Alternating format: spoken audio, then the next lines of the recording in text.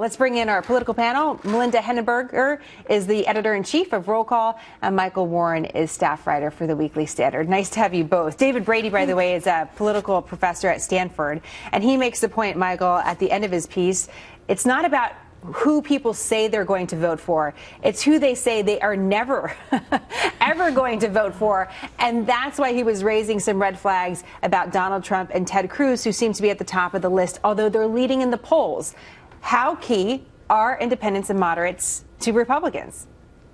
I think they're key to the Republicans and the Democrats, as Brady mentions, and of course animosity can be a big motivator in politics. So if you've got a candidate who gets a lot of people angry and want to vote against him, that's bad. I think if Trump, for instance, is the nominee, it's going to kind of throw everything, all of our models and all of the ways that we view elections, sort of out of whack because he's unlike any other Republican candidate. So it's hard to judge that. Interesting point. What do you think of that, Melinda?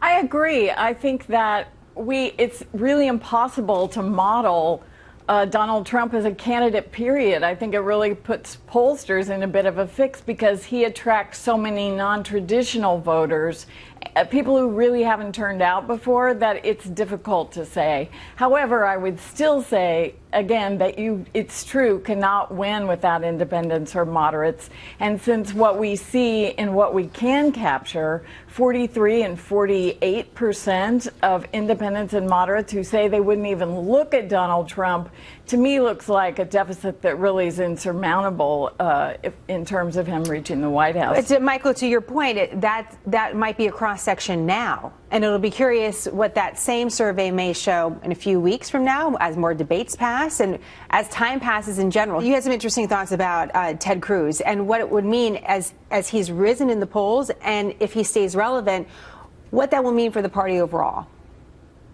Well, I think Ted Cruz has an excellent shot at the nomination, a far better shot than Donald Trump has, simply because so many of the views that Trump holds, and particularly those he held until a minute ago, really are not conservative views. So, I think Cruz definitely passes everybody's purity test.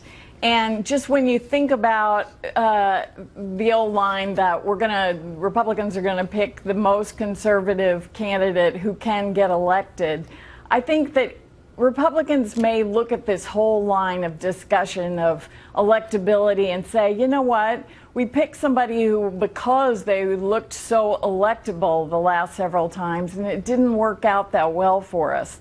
So let's go back to trying the most conservative person. And really that hasn't been tried, I would say, since Reagan. It sets us up for a very provocative debate, at least on Thursday night, and some interesting questions ahead as well. Great to have you both, Melinda and Michael. Thank you very much.